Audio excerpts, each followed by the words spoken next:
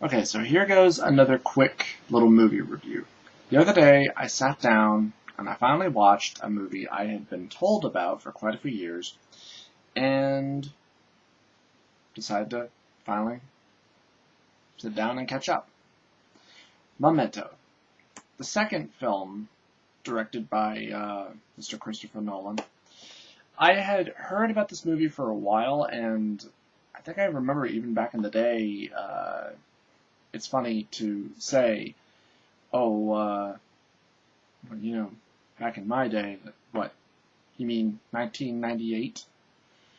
Roughly, barely 20 years ago now? Really? God, it makes me feel old. But yeah, very, very interesting, very good movie. Really a movie I can only watch once. And when I say that, I mean, uh, and I know there are a lot of movies that people can watch, several times, be they mysteries or psychological but, for me, this is one of those movies that, some of the revelations, that come to light. It's a real punch to the stomach, just in terms of characters. So, for those people who haven't seen it, I am going to be spoiling a little bit. The movie is told in reverse order. So, the end of the film is at the beginning, and the beginning is at the end, if that makes any sense. It's a film that's basically told backwards. Your main character suffers from short-term memory loss because of an injury that he sustained. The plot of the film is this man's wife was raped and killed, and the guy who did it, he essentially got away with it. And the guy that did it, he is also the one who is responsible for giving him his injury that he suffers from short-term memory loss. He can remember everything up until the incident, but up until then, he cannot make fresh memories. So now he remembers everything he claims through disciplining himself and leaving himself notes and taking pictures of certain individuals and then, writing down and then even having tattoos all over his body. And you learn about halfway through the movie that not everything is as it seems. And you learn that people are not who they claim to be. Especially with this condition. The fact that he only remembers things and peoples and places for a certain amount of time, and then he forgets. So, it's very, very interesting. And then the big revelation at the end. So, here's a major spoiler. It turns out at the end of the film, or rather at the beginning, a close friend of his reveals to him the fact that you've already done this before. You already found the man who murdered your wife and did this to you. You just don't remember. And who knows how many times he's done this. But in the end, he's so angry and just so twisted over these events, and he just refuses to believe this friend of his who helped him. He refuses to believe him so much that he manipulates his own memory. That he goes back to the picture of his friend and, leaves him a note on the back saying, "Do not believe his lies." And so because of that, he buys into his own lie. And then just starts all over again. Starts looking for his wife's killer all over again. And it really, it's one of those movies where it's a real mind trip, where the twist in itself, and you see this a lot in movies. The running theme, like any early M. Night Shyamalan film, where there's always a big twist at the end. And, and with a lot of psychological thrillers like that, it's always relative. And it's always known that there's going to be some sort of a twist.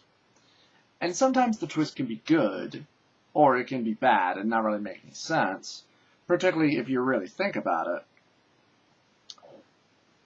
But it also depends on the story, the characters, and the acting.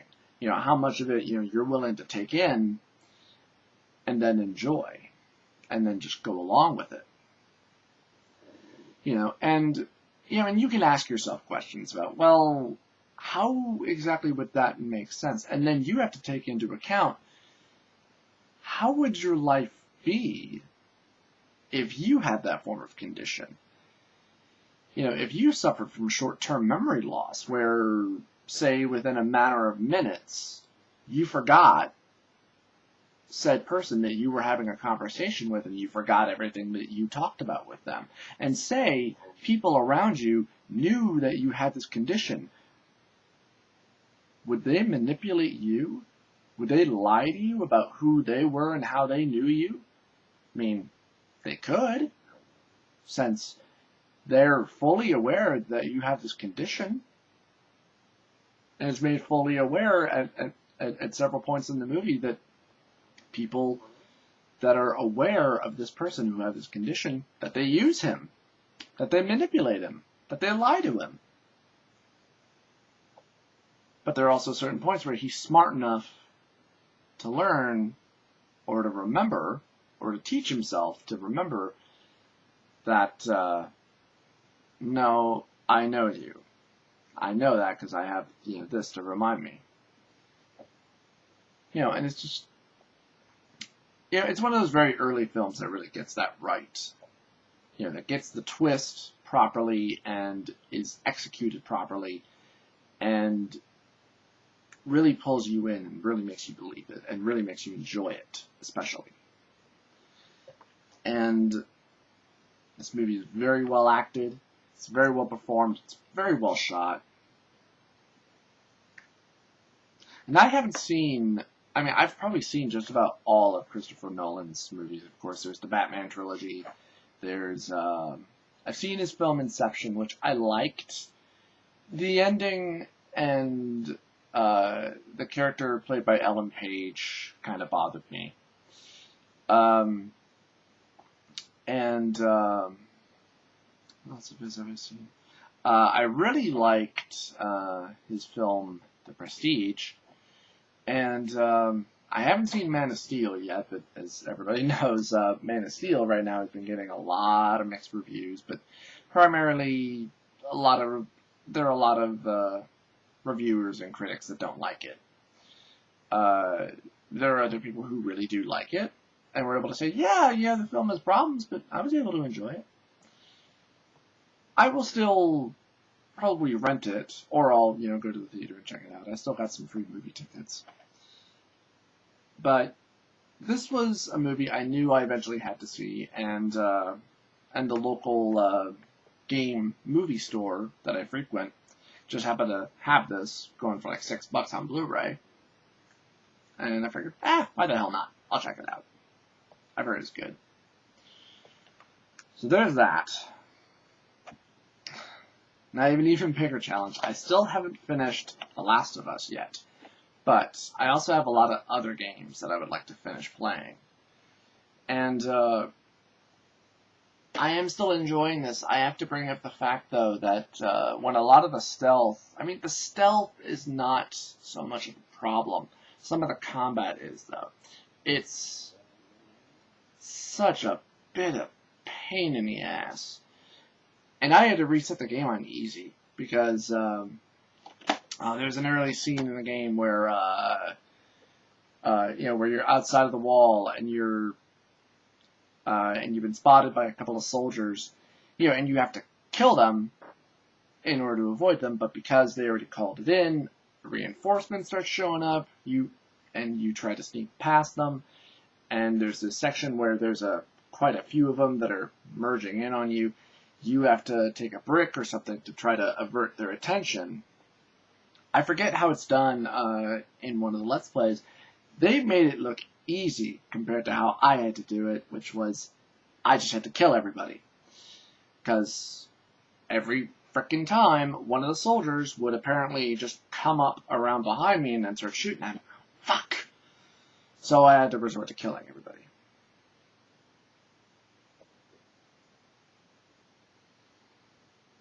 It's, it's another one of those games where it comes to certain points where for people like me, things become a little bit too frustrating, you end up rage quitting, and then you come back to it later. I really do want to keep playing this game. I really do want to beat it. I would like to do a proper vlog on it.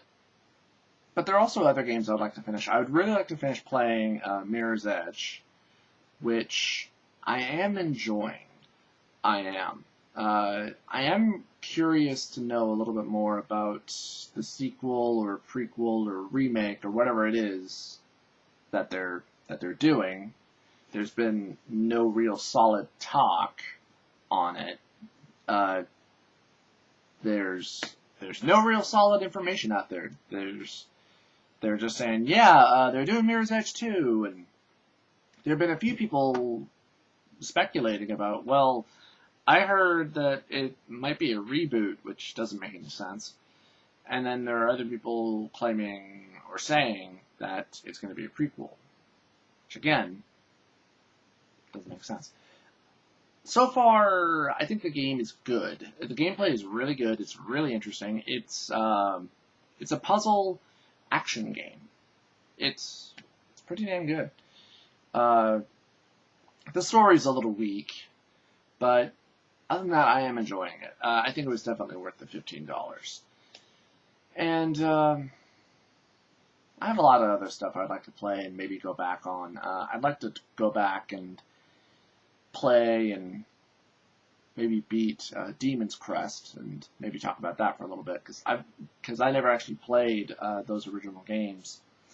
Kind of wish I had. There's quite a lot of other things I'd like to do, but my attention span for some games lately has been pretty bad. So, Memento. Good movie. See you next time.